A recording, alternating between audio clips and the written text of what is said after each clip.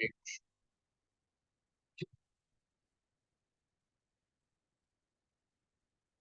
So we are discussing fourth canto, chapter 3. Lord Shiva is speaking to Sati.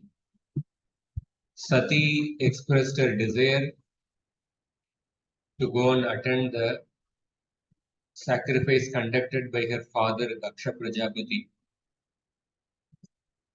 And Lord Shiva is advising her not to go. Lord Shiva gave several reasons. Last week, what we discussed, let's go through those shlokas and then we'll go ahead. Last week, we saw that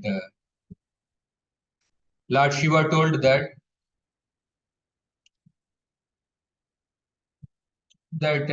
Sati told that one can go to one's close relative's place or a friend's place even without being invited. Now, what you have said is true, but then, provided that particular host does not find fault with you, then you can go to the such a person's house even without being invited. But in this case, Daksha, although is your father, but Daksha has a propensity of fault finding. Therefore, we should not go. And then Lord Shiva said that Daksha has many good qualities. Is highly educated, austere, wealthy, beautiful, youthful, has a great heritage. But then, because of this one bad quality of pride,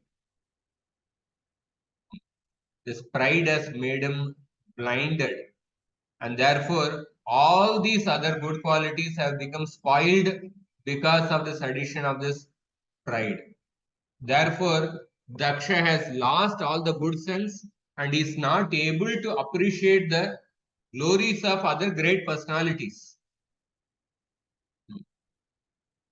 And then Lord Shiva said that one should not go to anybody's house, even on the consideration of his being a friend or a relative, when the man is disturbed in his mind and when the person looks upon the guest with the raised eyebrows and the angry eyes. So, especially the Niti Shastra also says that one should not go to an uninvited place. One should not go to a place, especially when the host will look at the person with a grudge. Why has he come here?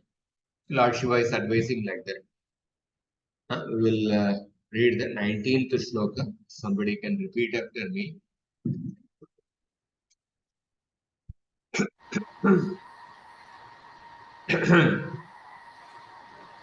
ततारिभिर्न व्यतते शिलीमुखैः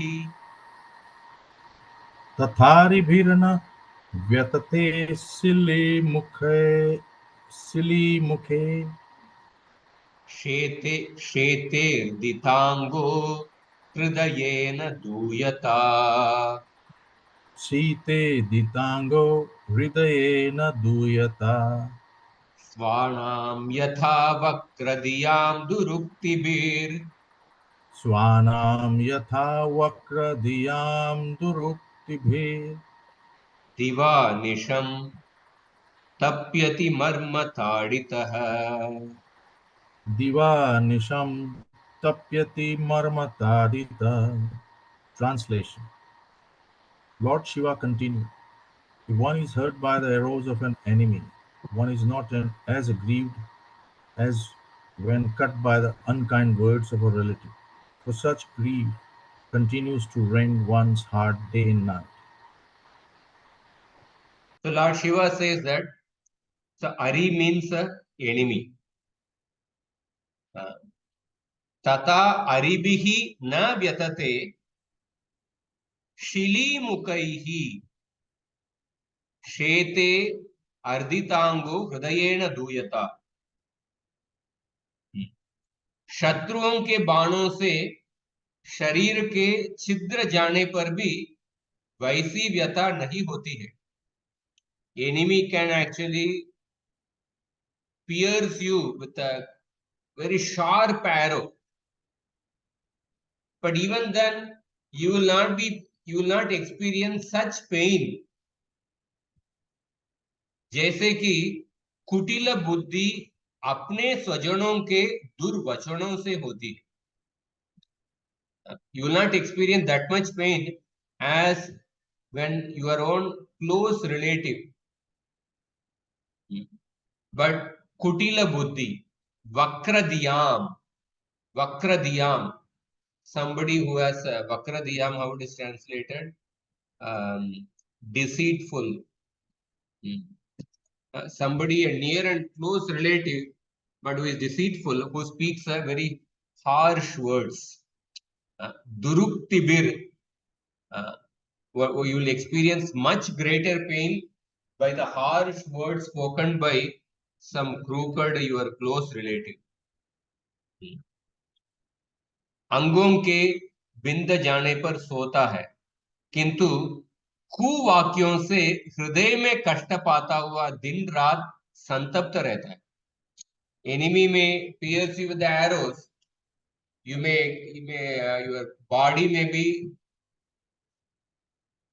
you may experience a wound, but still you will get a sleep actually. You may be still able to, you may go into a coma, and then there is one devotee in Tamil Nadu, very nice preacher. Suddenly he got he was detected with some big some tumor kind of this thing in the liver region, and he underwent a surgery. And for the past 4 days, he's in the unconscious stage. He's not yet come out of consciousness because of the medicine, the high sedatives involved. So sometimes because of the physical pain, either because of the disease or even by the arrows released by the enemy, one may be injured, but still one may go to sleep actually. But then when the near and dear ones, when they actually speak some harsh words, one may not get sleep. दिवानिशम तप्यति मर्म ताड़ित. कुवाक्यों से हृदय में कष्ट पाता हुआ दिन रात संतप्त रहता है. So Prabhupada also, Vishwanath Chakravartipad says that such friends are worse than the enemies. Your relative, the Daksha Prajapati, is worse than the enemies. Limbs pained by the arrows fired by an enemy do not hurt so much, since one can still sleep. But injured by the harsh words of the relatives, one suffers pain day and night, the distressed heart. Hridayena duyata. So Prabhupada is highlighting that Lord Shiva reminded that she would not be able to tolerate such unkind words, because natural psychology dictates that although one can suffer harm from an enemy and not mind so much, because pain inflicted by an enemy is natural. But when one is hurt with the strong words of a relative, one suffers the effects continually day and night. Sometimes the injury becomes so intolerable that one commits suicide. Just a few days back, somebody was telling. So one devotee, young devotee, hardly maybe 27, 28, 29, got married some years back. He has a 2-year-old child. But something, he got married to a lady, and she was also taking up Krishna consciousness. But something he spoke, not in detail, but somehow that lady felt so pained, and then she committed suicide. And the whole community of the devotees, they are shaken by that. Sometimes when near and dear one, when they speak something harsh words, it causes so much of pain, and they go to the extent of even committing suicide. There is a beautiful verse Just give me 1 minute. Spoken by Vidura to it's spoken by Vidura to Dhritarashtra.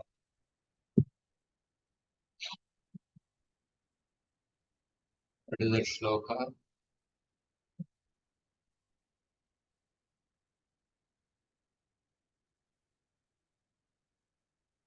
Hmm.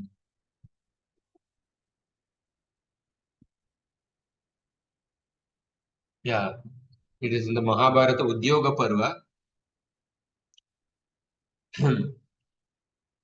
Abhyavahati Kalyanam Vividam Vak Subhashita Saiva Durbhashita Rajan Anarthayopa Kalpate Rohate Sayakair Viddam Vanam Parashuna Hatam Vacha Duruktam Bibatsam Na Samrohati Vakshatam.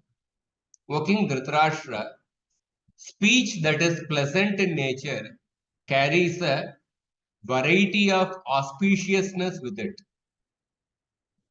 But if the same speech is unpleasant, then it leads to immense inauspiciousness. A forest cut down by the piercing arrows or sharp axes can heal and grow back in time. But a brutal wound caused by unpleasant speech can never be healed. Can never be healed. And especially here, an unpleasant speech uttered by some near and dear one. So this is what Lord Shiva is highlighting. Go to next shloka.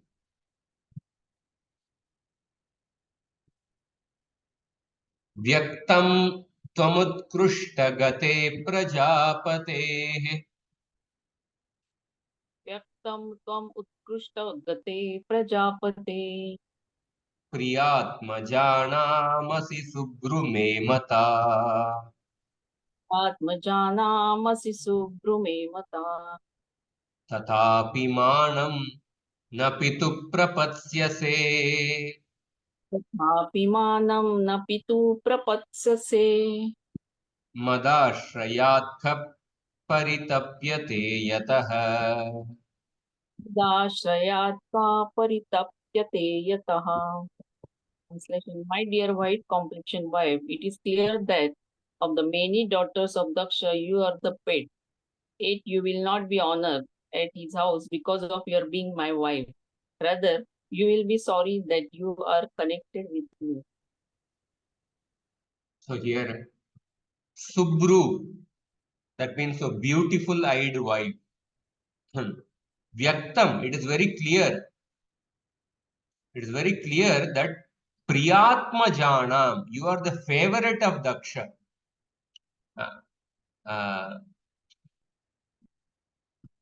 You are the favorite of Daksha among all his daughters. Atmajanam Priya. Atmaja means among the daughters. Atmajana among all the daughters. Priya, you are the favorite. Why? Utkrishta Gatehe. Because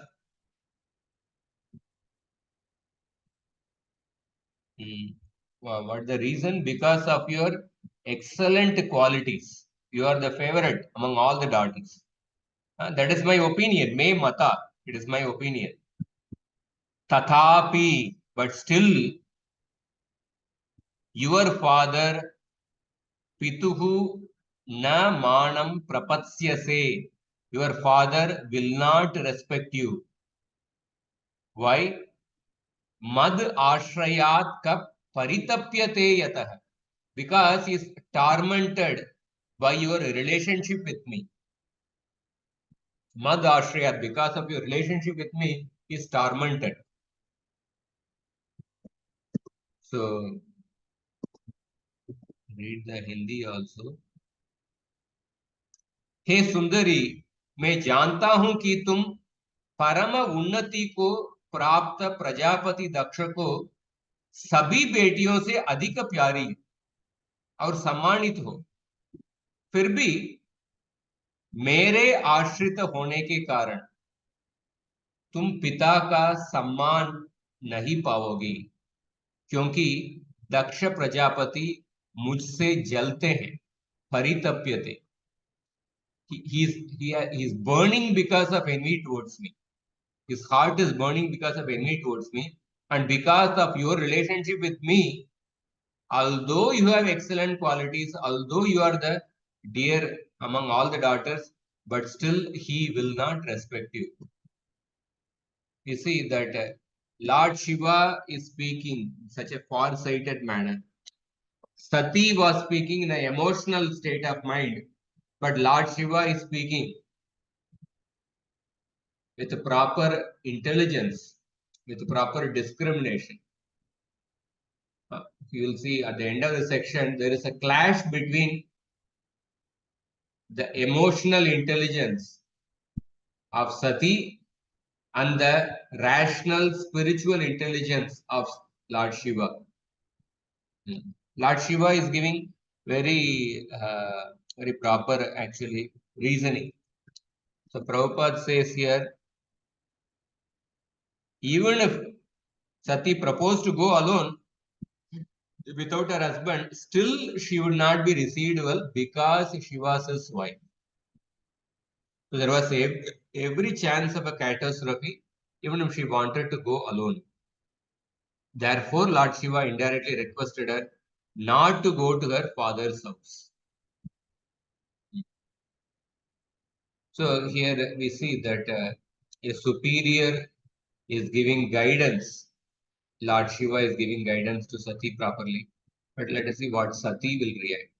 So few more verses are there. Lord Shiva says, Papachyamanen hridaturendriyah पापच्यमानेन हृदातुरेन्द्रियः समृद्धिभिः पूरुषबुद्धिसाक्षिणाम् समृद्धिभिः पुरुषबुद्धिसाक्षिणाम् अकल्पयेषा मदिरोडुमञ्जसा कल्पयेषामधिरोढुमञ्जसा परं पदं द्वेष्टि यथासुराहरिम्. परं पदं द्वेष्टि यथा सुराहरिम्. Can you move this slide up? One who is conducted by false ego and thus always distressed, both mentally and sensually, cannot tolerate the opulence of self-realized persons. Being unable to rise to the standard of self-realization, he envies such persons as much as demons envy the Supreme Personality of Godhead. So Lord Shiva is saying that Hrida Atura Indriya Papachyamanena, his senses are suffering and his heart burning. Hrida Atura Indriya, Hridaturendriya, his senses are suffering and heart is burning because what? Samriddhibihi, because of the powers of persons like me, who have the Lord as the witness of our intelligence. Purusha Buddhi Sakshinam. Daksha is unable to attain such a high position and thus hates me just as the demons hate the Lord. Parampadam dveshti yata sura harim. So, maybe I'll read the Hindi also. More clear. Papachyamanena means jalta rehta hai. So, Purusha Buddhi Sakshinam. मनुष्यों की बुद्धि के साक्षी महापुरुषों की समृद्धियों से जिसका हृदय जलता रहता है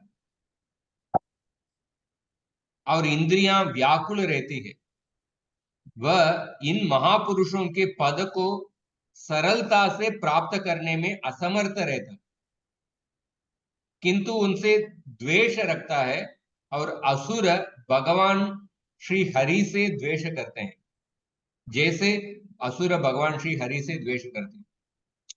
So here Daksha, Lord Shiva is actually telling the mindset of Daksha.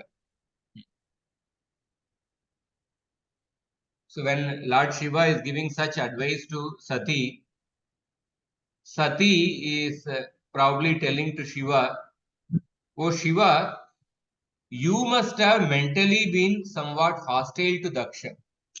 Probably the reason, because Lord Shiva told in the previous shloka, even when you go there alone, your father will not respect you. And hearing that, Sati is saying that, oh, probably because you did not show proper respect to my father Daksha, therefore Daksha may not respect me, or Daksha is not respecting you. So Lord Shiva denies that. I was never hostile to Daksha. I actually personally I was never hostile to Daksha. Daksha is envious and continuously hates me, and manufacturing offenses to me, he has displayed hatred at this time. Daksha, his senses are suffering and his heart is burning. Why? Samruddhi, because of the powers of yoga, because of the opulences possessed by persons like myself. And he displays hatred to me, just like the demons hate the Lord.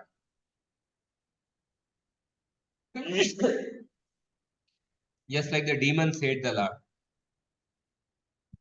And Parampadam Adirodum, he is unable to ascend to that high position which I possess, which I have. But I do not have any hatred for your father Daksha. And then Lord Shiva says that Purusha Buddhi Sakshinam, persons like me, have the Bhagavan as the witness of our intelligence to judge whether our decisions are good or bad. If you don't believe this, contact the Bhagavan situated in your heart directly.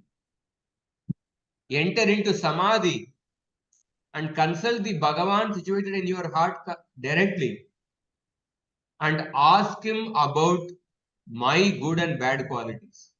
Ask him whether I had any envy towards Daksha at any point in time. Bhagavan is the witness. I never hated Daksha. But because of my elevated position, Daksha is actually hating me. He is unable to come up to my position, and therefore he is constantly his heart is burning because of envy towards me. So we see that Lord Shiva, from one point of view, if we see, Lord Shiva does not have wealth. He does not even have a house. He lives in a crematorium. From that point of view, Lord Shiva is poor and lives in a crematorium. So envy can manifest even towards a person who is poor, even towards a person who is externally inauspicious and lives in a crematorium. It is not that envy will manifest only towards those who are wealthy and beautiful. So envy can manifest towards even the, say, sannyasis also, who may not have, say, wealth or a house or a physical beauty. But suppose if a sadhu has a, say, lot of followers, if he is able to attract lot of people towards him. Envy can manifest even such a person also. So Shiva was Lord Shiva. When Daksha Prajapati entered that assembly, Lord Shiva was meditating on Krishna. But still, Daksha Prajapati became envious of Shiva. So Lord Shiva was doing the most auspicious activity, meditating on the Supreme Personality of Godhead. So the most auspicious activity will invoke the most auspicious response from the Bhagavan, but not necessarily from the creation of the Bhagavan. The most auspicious activity like meditating or bhakti can actually will invoke the most auspicious response from the creator, Bhagavan, but not necessarily from his creation. That means a living entity created by the Bhagavan, he may even become envious by seeing the most auspicious activity of meditating on the Bhagavan. Daksha Prajapati became envious of Lord Shiva when Lord Shiva simply continued to meditate upon the Bhagavan. So, therefore, one should not think that by chanting Hare Krishna, you will only invoke auspicious response from others. There will be people, by seeing our Sankirtan or chanting, there will be people who may become envious also. Few days back, somebody sent a video. So during this Ram temple opening, the whole country is celebrating actually. The whole country is celebrating. But this Congress politician, Manishankar Iyer, his daughter, she sent out a video saying that she is going to fast for 3 days in protest against the opening of the Ram temple. And in order to extend her solidarity towards the Muslim brothers or Muslim sisters. So the most auspicious activity is going on. What kind of, it is not necessary that everyone will actually, it will invoke auspicious response from everyone. There are people who are actually fasting to show their protest against the opening of Ram temple also. So here, Prabhuji, Huh. sorry to interrupt. I think you had mentioned in your last class in Satyandarbha that like 4 types of people: Atmaram, Atmakam, Atmakam, and Akrutagya, Aptakama, Akrutagya, and those who are envious. Guru Right? They will never. What? Which one? What is the word? Guru Droha, Guru Drohi. Acha, okay. So they don't serve the people who serve them, and they don't love the people who love them. Something similar. Yes. So there will be always the material world. There will be varieties of people who rebel against the Lord. Material world. So even the pure devotee can be hated by others. So here Prabhupada says that the real reason for the enmity between Daksha and Shiva is that Daksha is envy. Because Daksha is envious of Shiva because Shiva is in a high position as an incarnation of the Lord. And Shiva was directly in contact with the super soul and was therefore honored and given a better sitting place than he. Daksha could not tolerate the high position of Shiva. So therefore, Lord Shiva not getting up in his presence, it was only the final manifestation of his envy. At that time when he became angry towards Shiva, that was his final manifestation of the envy. but he had been envious of Lord Shiva for a long time. So, Purusha Buddhi Sakshinam, it means Lord Shiva is always in meditation, he is always perceiving the super soul.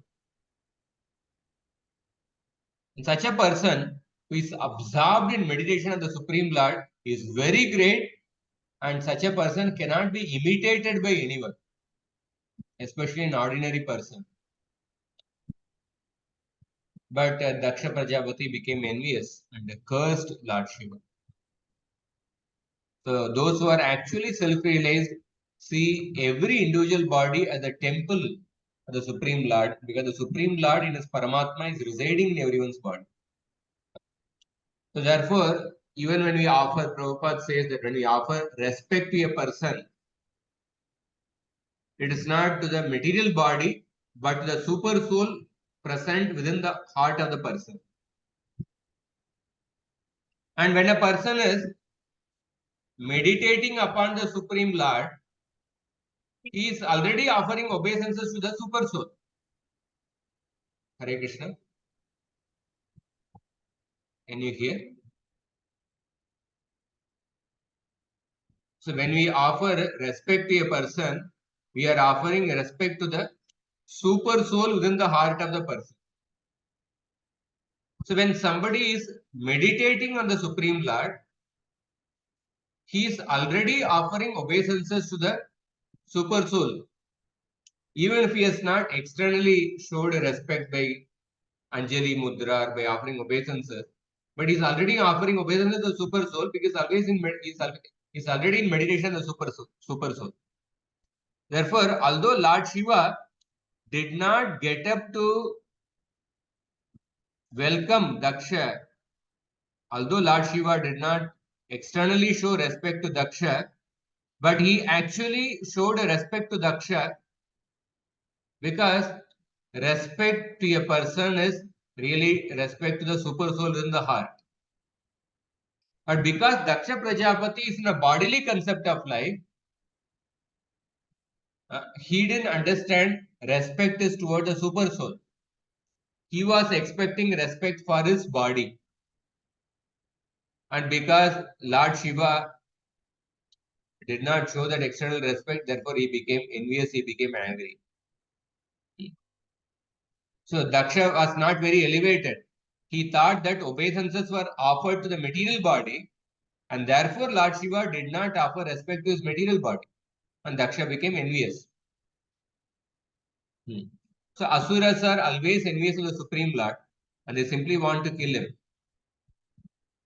So similarly here, Daksha Prajapati is envious of the Vaishnavana Meta Shambhu, the topmost Vaishnava. So when we talk about Asuras manifestation of envy to Bhagavan, one way it manifests in the form of Asuras wanting to attack Bhagavan with their weapons. Or another way it manifests as Asuras manifesting their envy towards the devotees of Bhagavan. Another way their envy is manifest is that they misinterpret the statements of Krishna. When Krishna says, Manmana Bhava Madbhakto, Madhyaji Mam Namaskuru, become my devotee, offer obeisances unto me, Asuras misinterpret by saying that it is not to the person Krishna we have to offer obeisances, it is to the unborn within Krishna to whom we have to offer obeisances. So such misinterpretation is also Asuric mentality, where they attack the person Krishna with the wrong words, with their interpreted words. So therefore, the Asuras are envious of the Supreme Lord. Similarly, instead of offering respect to the self-realized persons, foolish men who cannot approach the highest standard of self-realization are always envious, although there is no reason. So Lord Shiva is very patiently explaining all these points.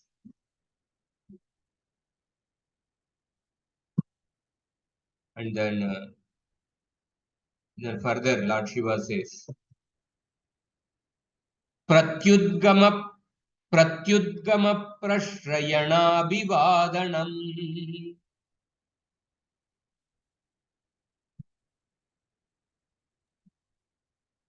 Somebody can repeat. Pratyudgama. Please continue. Pratyutkama prashrayana vivadanam Vidiyate sadhumitassu madhyame. diyate sadhumitasu madhyame Prajnai parasmai purushaya chetasa. Nagme parasmai purushaya chesa Guhashayayaiva na dehamanine. guhashaya eva ne dehamanine. Translation. See? No. Okay. My dear young wife, certainly friends and relatives offer mutual greetings by standing up, welcoming one another, and offering obeisances. But those who are elevated to the transcendental platform, being intelligent, offer such respects to the super soul who is sitting within the body, not to the person who identifies with the body. So after the previous verse, when Lord Shiva told that, see, I don't have any envy towards Daksha. Daksha is only hating me. And Lord Shiva told that, Sati is raising another point. I believe that you don't hate Daksha. However, you should have risen from your seat. You should have risen from your seat and act humbly in front of your father-in-law. Why did you not do that? So Lord Shiva is giving the response. Sumadhya me, wo thin-waisted wife. Pratyudgama prashrayanabi vadanam. Raising from one seat, acting affectionately and offering mutual respects should actually be done by the wise with the thought that one is offering respects to the Supreme Lord dwelling within that person, not thinking of the person's body. Whatever point Prabhupada explained in the previous verse purport, Lord Shiva is speaking here. So when we offer respect to a person by getting up, etc., when we offer respect to a person, it should be done by the wise with the thought that one is offering respects to the Supreme Lord dwelling within that person, not thinking of the person's body. Guhashayayaiva na dehamanini. I'll read Hindi translation also. हे सुंदरी, आपस में मिलने पर खड़ा होना और प्रणाम इत्यादि क्रियाएं बलिभांति की जाती है, किंतु आत्मज्ञानी लोग सभी जीवों के अंतःकरण में रहने वाले परात्पर परम पुरुष को ही हृदय से प्रणाम करते हैं, देहाभिमानी को नहीं करते. So essentially, when you are offering respects, we offer remembering the super soul within the heart of the person. So Vishwanath Chakravarti further says that the mutual exchange of greetings that are performed by the ignorant people should be performed by the intelligent people with their minds directed to the Supreme Lord. One should think that the Supreme Lord exists in the heart of my father-in-law and in my husband. Therefore, I offer respects to him. One should not think of the bodies. But the unintelligent people, they greet each other with bodily consciousness only. because they never remember the Supreme Lord. That is not proper. And then Lord Shiva says that because I was absorbed in the lotus feet of the Lord when Daksha arrived, even if I did not glance at Daksha, by my respect for the Lord, Daksha was already respected. But because Daksha is ignorant and he became angry without a cause. He became angry without a cause. And Prabhupada explains that it may be argued that since Daksha was the father-in-law, it was certainly the duty of Shiva to offer respect. The answer is explained that when a learned person stands up or offers respects, he offers respects to the super soul situated in the heart. Among the Vaishnavas, therefore, it is seen that even when a disciple offers obeisances to the Guru, the spiritual master immediately returns the obeisances because they are mutually offered not to the body but to the super soul. Spiritual master also offers respects to the super soul situated in the body of the disciple. So Bhagavan says that offering respects to the devotee is more valuable than offering respect to him. So devotees do not identify with the body, so offering respect to a Vaishnava means offering respect to Vishnu. It is also stated that as a matter of etiquette, as soon as one sees a Vaishnava, one must immediately offer him respect, indicating the super soul sitting within. So here Lord Shiva was actually Daksha, who identified with his body, was already. So since Lord Shiva was meditating on Krishna, Lord Shiva was already respecting the super soul within Daksha. So in that sense, there was no need to offer respect to his body.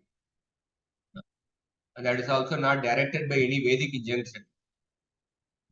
But Daksha, because of his misidentification with the body, he was expecting the respect for his body. In another place, Madhvacharya says that when Sati is asking to Shiva that why did you not show respect to Daksha by getting up and offering respect to him? And Lord Shiva told the reason. Is in another Purana. Lord Shiva told that, see, when we offer respect, respect should be offered to the super soul within the heart. So I tried to see the super soul in the heart of Daksha, but I couldn't see the super soul in the heart of Daksha. Why? Because of the such great pride and arrogance of Daksha, super soul had left his body. So therefore, I couldn't see the super soul in the heart of Daksha. Therefore, I couldn't offer obeisances to the super soul in the heart of Daksha. This in a rhetorical way. Actually, super soul is always there in the heart. But what is highlighted is that when a person becomes very proud and arrogant, super soul feels so much of pain that super soul practically leaves the heart of the person. In that way, it gives so much of pain to the super soul. Super soul leaves the heart. In that sense, in a rhetorical way, not in a rhetorical, in a what do you say, in a poetic way, it is said that how the Paramatma does not like a person becoming proud and arrogant. So Daksha said, Lord Shiva said that I couldn't see the super soul in the heart of Daksha because super soul had left his body by seeing the Daksha's arrogance. And then the last verse of this chapter is a very important shloka.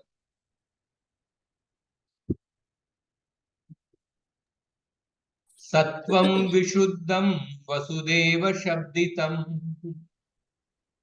Tattvam vishuddham Vasudeva Shabditam यदीयते तत्र पुमानपावृतः Diyate Tatra Pumana Pauruta सत्त्वे च तस्मिन् भगवान् वासुदेवो Tatve cha tasmin Bhagavan Vasudevo यदोक्षजो मे नमसा विधीयते.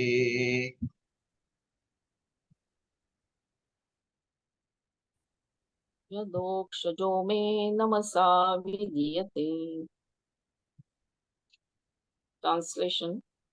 I am always engaged in offering obeisances to Lord Vasudeva in pure Krishna consciousness. Krishna consciousness is always pure consciousness, in which the Supreme Personality of Godhead, known as Vasudeva, is revealed without any covering. Humor. So here, so Sati is asking Shiva, how could you be in Samadhi at that time when Daksha entered? So Lord Shiva explains the state of Samadhi when Daksha entered. Sattvam Vishuddham Vasudeva Shabditam. The pure Antakarana is called Vasudeva. The state of Samadhi is called as Vasudeva. The pure Antakarana is called Vasudeva because there the Supreme Lord appears without any coverings. Yadiyate tatra puman apavritaha. When the pure Antakarana means when the heart is completely absorbed in Krishna, that state of Antakarana, that state of Karana means sense, Antakarana means internal sense organ. That state of Chitta is called as Vasudeva. In that state, a person can directly perceive the Bhagavan. Bhagavan appears without any coverings in the heart. Satvecha Tasmin, in that Antakarana, I worship the Supreme Lord Vasudeva, who is Adokshaja, beyond the material senses. Namasa, by offering respects. By offering respects. 1 minute.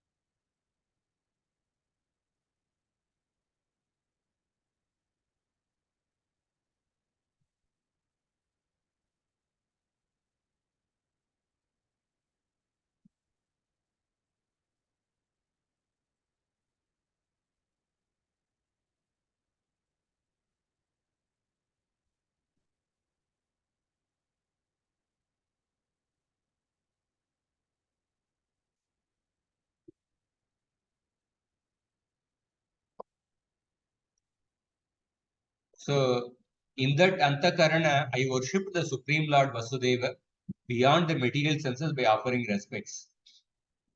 So, Lord Shiva says that I was in the state of Samadhi, and the Samadhi and the Bhagavan, that state is not dependent on me.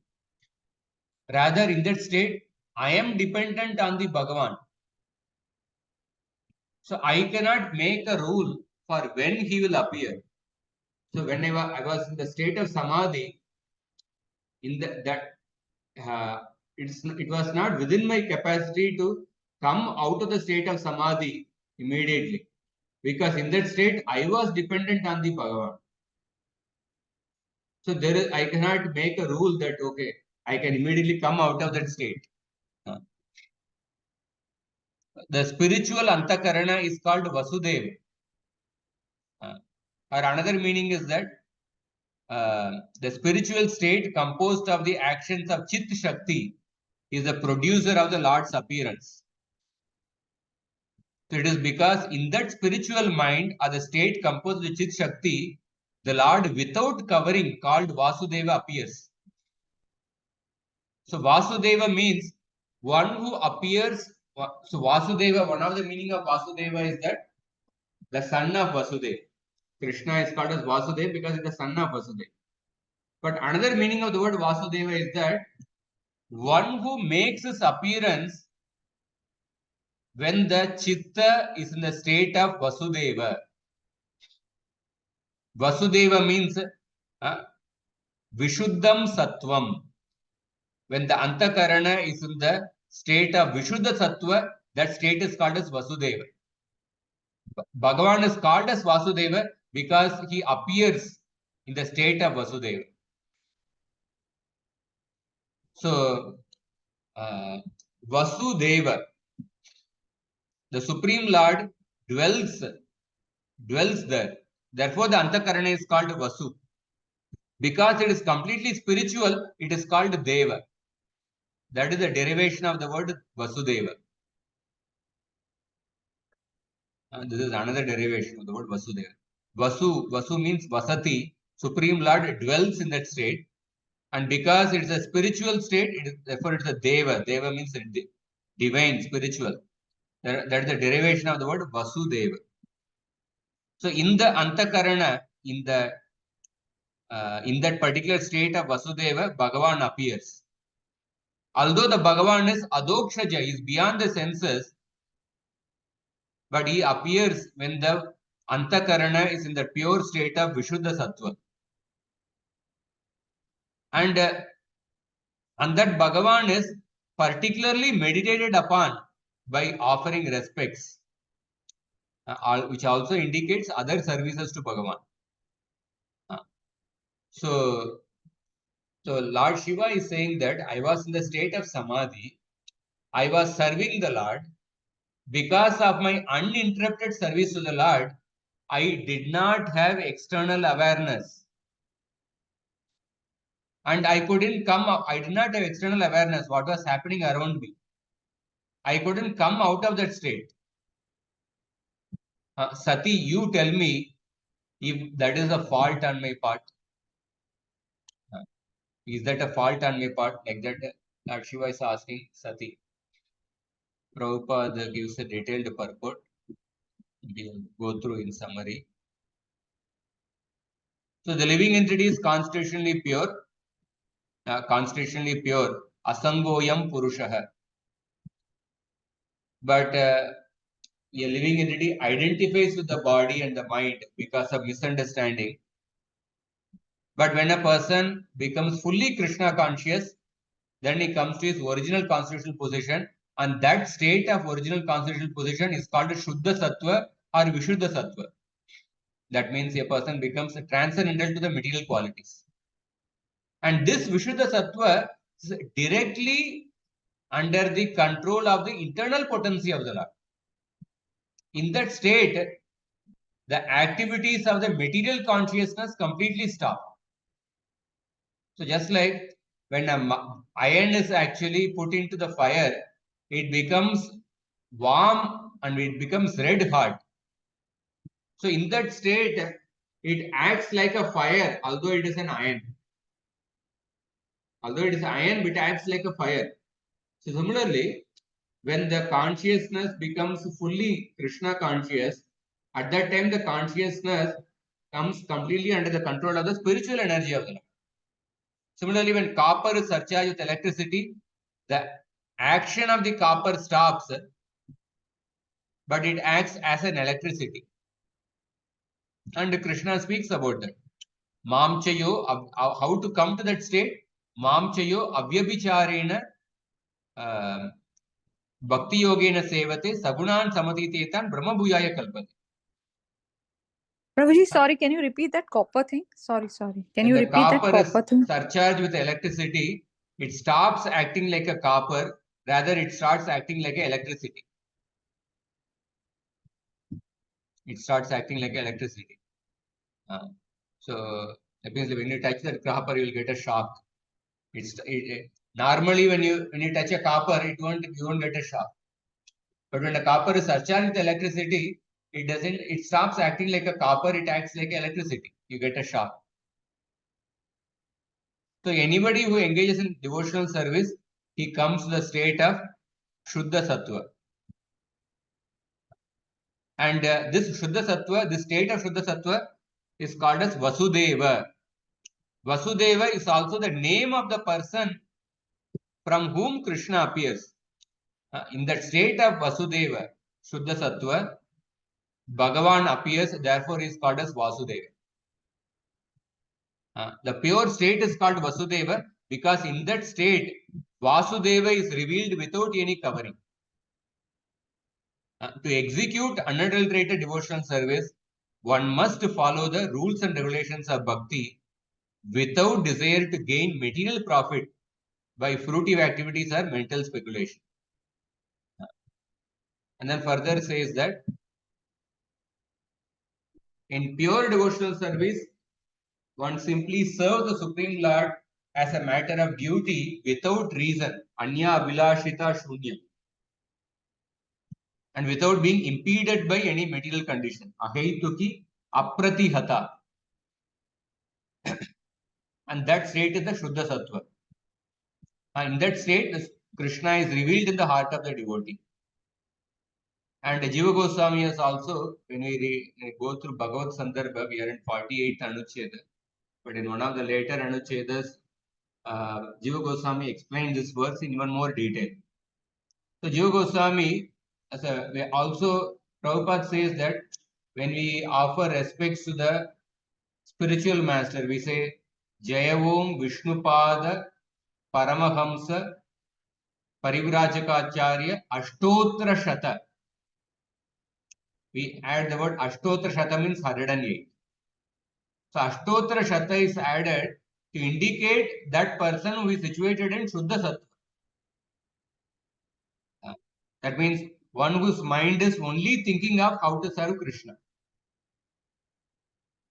So the word Vasudeva is also used for other purposes. Vasudeva also means one who is everywhere or all pervading. The sun is called Vasudeva Shabditam because sun is all pervading. Vasudeva may be utilized for different purposes, but whatever purpose we adopt, Vasudeva means the all pervading, localized Supreme Personality of God.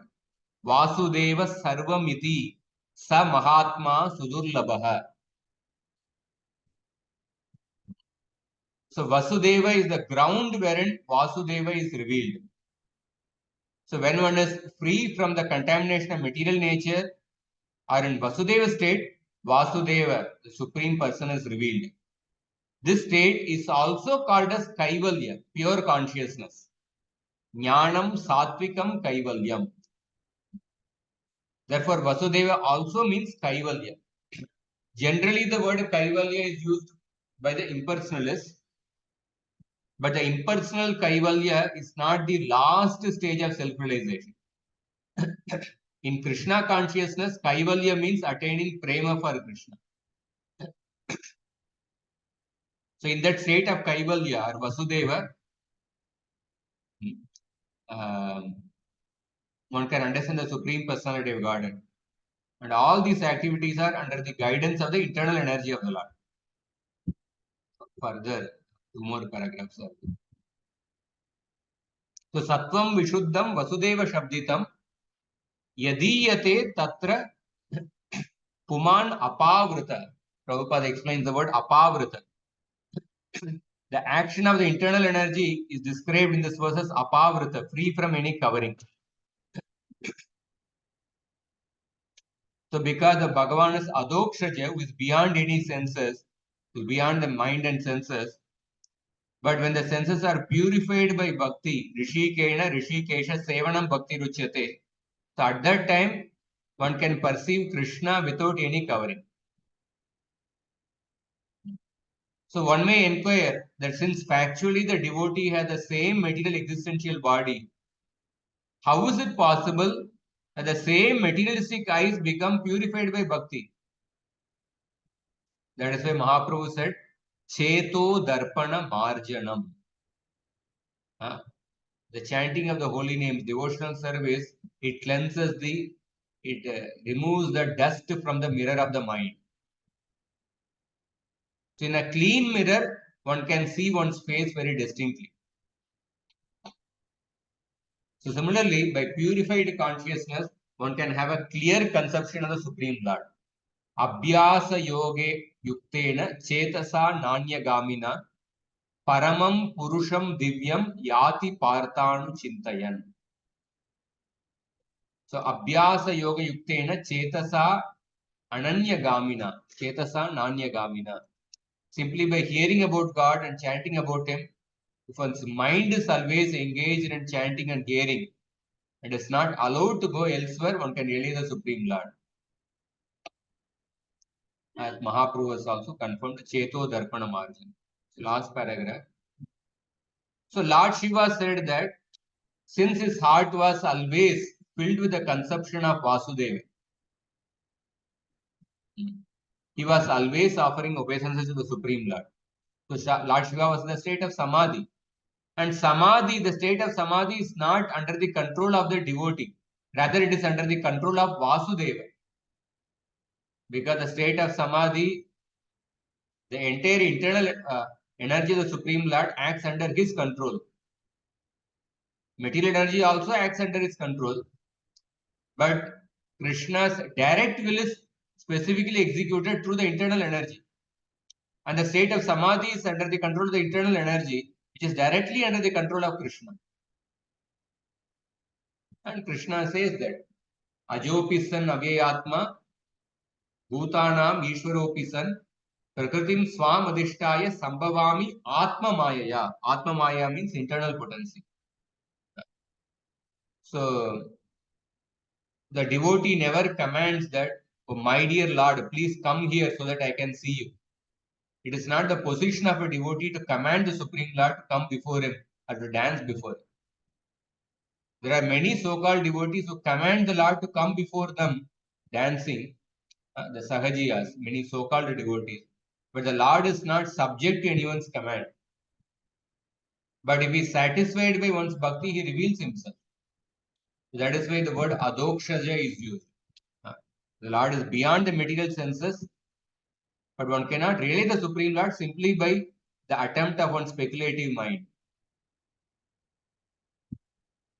But if one desires, he can subdue all the material activities of the senses, and the Lord, by manifesting his spiritual energy, can reveal himself to the pure devotee. So, Vasudeva also, Prabhupada says, Vasudeva is not formless. For it is stated in this verse that as soon as the Lord reveals himself, the devotee offers obeisances. Namasa. Obeisances can be offered only to a form, not to a formless entity. So one should not accept the interpretation that Vasudeva is impersonal. So Vasudeva Sarvamiti Sa Mahatma Sudurlabha. Because in the Jnani attains complete knowledge, he surrenders to Vasudeva, understanding him to be all in. So therefore, whenever there is a question of surrendering, there must be an object of surrender around. There must be a person there. In this way, Lord Shiva is actually explaining that I was in the state of Samadhi, and that state of Samadhi is not within my control. So I'll just quickly go through the next two shlokas and end this chapter. And then Lord Shiva says that Tatte nirikshyo na pitapi dehakrit daksho mamadvid tat anubrataschaye yo vishwasrit yajnagatam varorumam anagasam durvachasa karotiraha. So we will take this next week, 24 hours. Those shlokas are there, and then we'll go to the next chapter also. So I'll stop here. So next week, I'm in Bombay for 1 week next week. In case if you want to have direct program, you can have it. Or you can continue online also. Hare Krishna. Prabhuji, I didn't get you the last week. After that, what you said, I didn't get you. No, next week I'm in Bombay. Next week. If you want, we can have direct program, or we can continue online.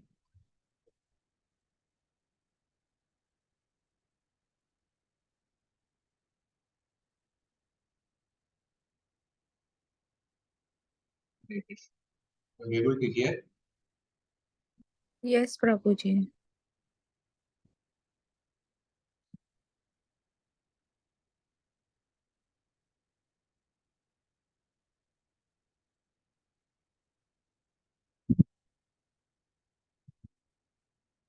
So, very interesting story actually. Further even after Lord Shiva's advice, what Sati decides and what happens afterwards. Next chapter is also very important chapter. We'll see that. So actually, it's a learning lesson for all the married women also. Like even as I say, program in the parents' house, like we need to get invitation. Then only we should go. Like you just walk in. I don't know. I somehow feel that.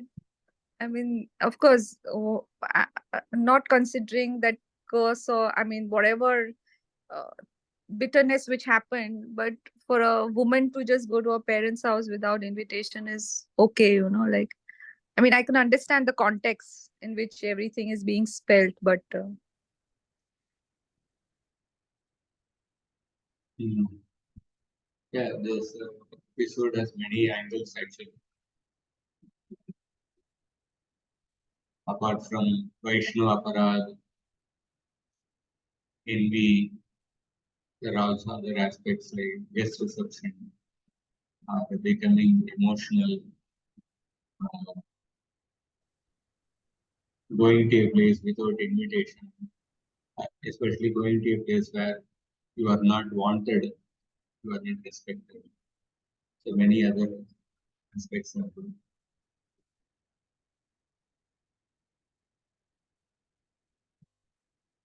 Hare Krishna. Anybody else? Anybody else? Any points, comments? So, Rama festival is there tomorrow or when is it? Prabhuji, it's on Friday and Saturdays, so you please record the class, Shat Sandarbha class on Friday, if possible. So Friday is the drama. We will be going for drama. Yes, Prabhuji. And we will have on Saturday.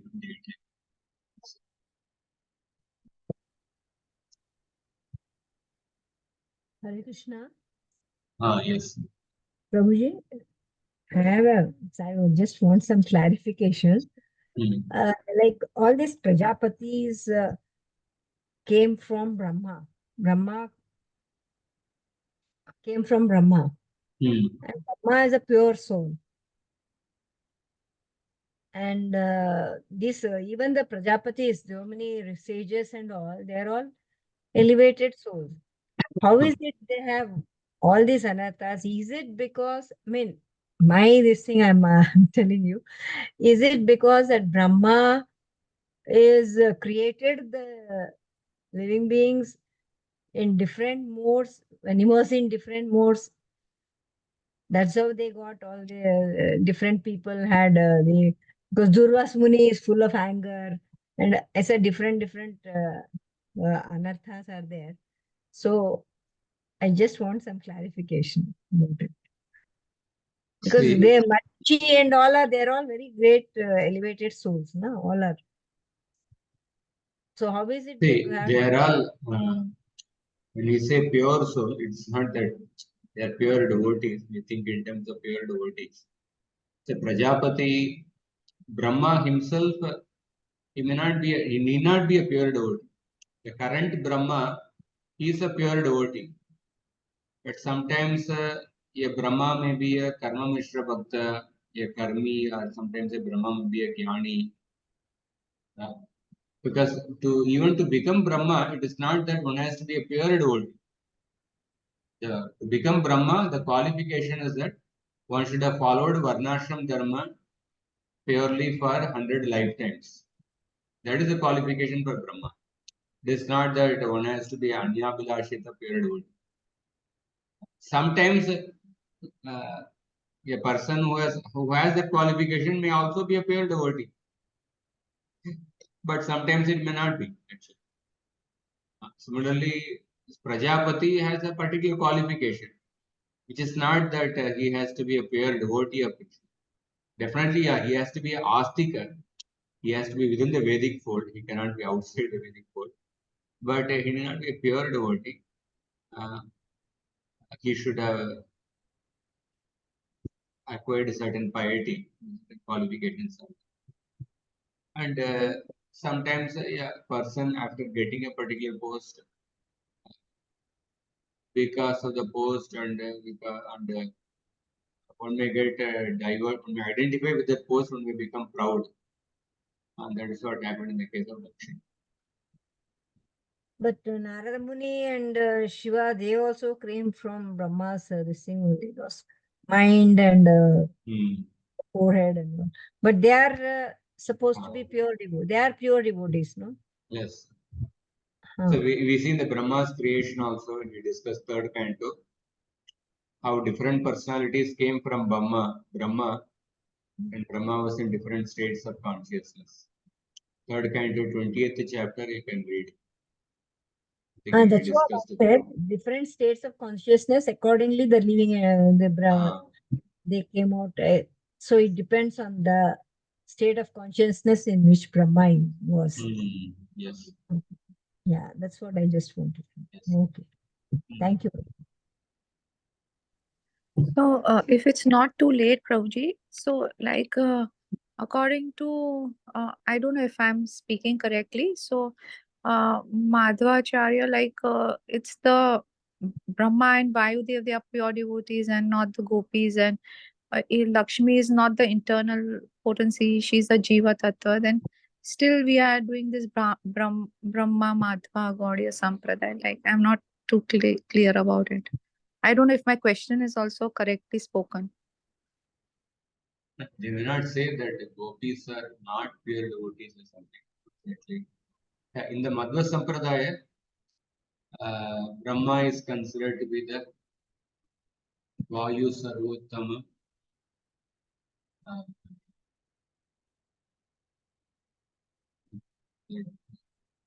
So Brahma is the topmost pure devotee, and the next is the Vayudev.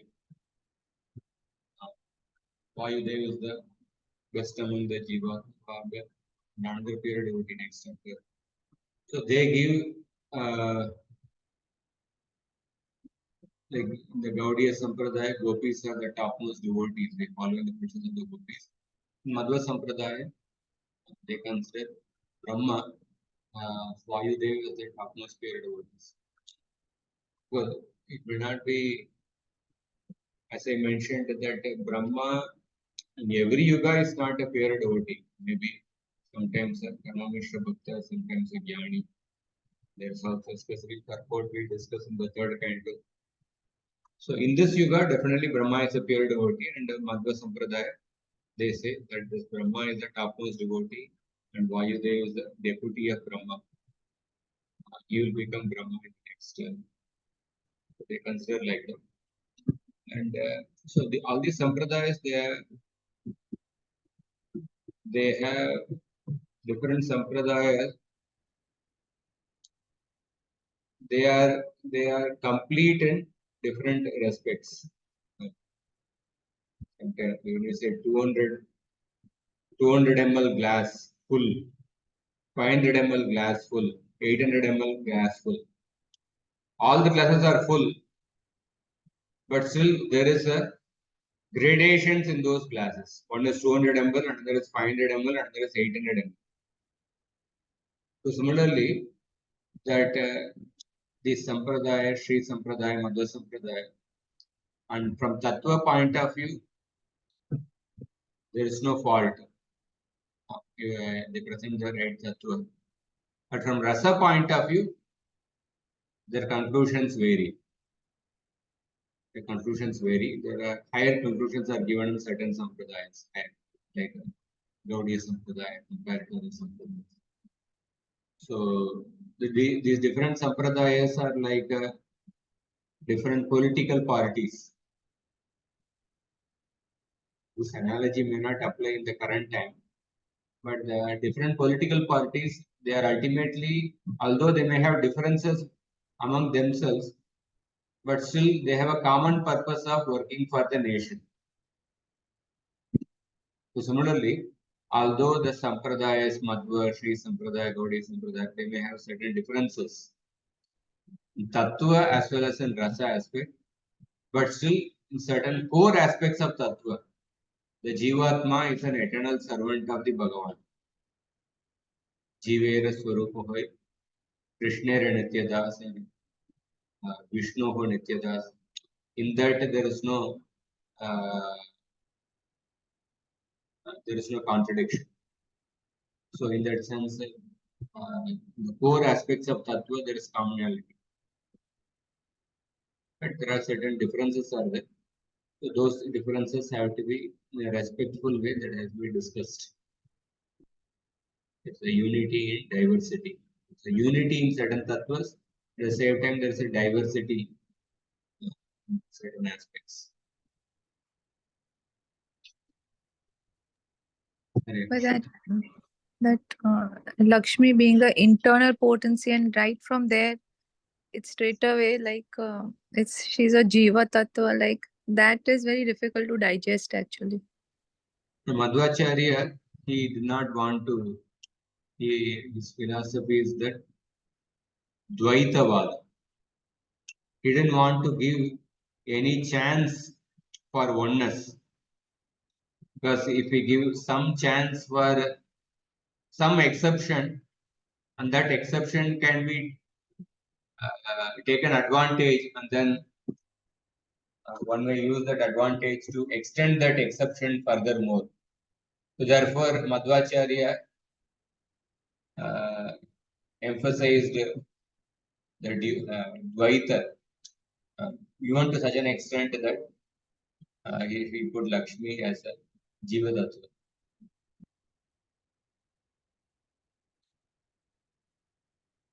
So all these acharyas, they are, as I mentioned, they are gradually evolution in the philosophies. They are like playing the different role assigned by the Bhagavan. They are like the different personalities in the relay race, going from one place to another place. And then Mahaprabhu gave the final, the most complete philosophy, Achintya Veda Veda Tattva. There is a book written by O.B.L. Kapoor, Sri Chaitanya, His Life and Teachings. And that he has actually analyzed all these philosophies, Advaita, Dvaita, Vishishta Dvaita, and what are the incompleteness in these different philosophies. And how Achintya Veda Veda Tattva does not have any of those incompleteness, any of those faults. He has analyzed these things in detail. Okay. Thank you. Yeah, Hare Krishna Prabhuji. One more question on Brahmaji. So, Brahma has like complete knowledge of all four Vedas, right? Yeah. So, still, how his consciousness changed? Like you said, like in this universe, like he is pure devotee, but other universes may not be. So, how that can be possible then? The Vedas also, the conclusion of the ultimate essence of the Vedas is hidden in the Vedas. Majority, 99% of the Vedas contain the Karma Kanda. That is why even in the Bhagavatam it is described that Brahma, when he read Vedas for the first time, he came to the conclusion that Karma Kanda is the conclusion of the Vedas. When he read for the second time, he came to the conclusion that Jnana Kanda is the essence of the Vedas. And then after the third time, he came to the conclusion that Bhakti is the essence of the Vedas. Probably like this Brahma came to such a conclusion. But in other universes may not be that Brahma, he might have just he might have been satisfied with the first conclusion of Karma Kanda or with the Jnana Kanda. Okay. Thank you, Prabhuji. Prabhuji, last question, sorry. So which Purana or which Upanishad, or I don't know, but in which Lord Shiva speaks about that, how Krishna is milking the cow and that essence is the milk is Bhagavad Gita, like which is from where? That is Lord Shiva speaks? Shankaracharya's Gita Mahatmya. Okay. Thank you. Shankaracharya's Gita Mahatmya. That shloka is there in the introduction to Bhagavad Gita as it is. The end is there. Partho वत्स सुतिर्भोक्ता दुग्धम गीतामृतम महत् सर्वोपनिषदो गावो दोग्धा गोपालनंदनः पार्थो वत्स सुतिर्भोक्ता दुग्धम गीतामृतम महत्. It is there in the Gita Mahatmya written by I think Shankaracharya or Padma Puran. Not sure Shankaracharya. Maybe it's from Padma Puran. Gita Mahatmya. Gita Mahatmya from Padma Puran. You can see the introduction to Bhagavad Gita. Thank you, Prabhuji. Okay. So we'll stop here. So, Hare Krishna. Grantara Srimad Bhagavatam ki jai. Srila Prabhupada ki jai. Gaura Bhatta.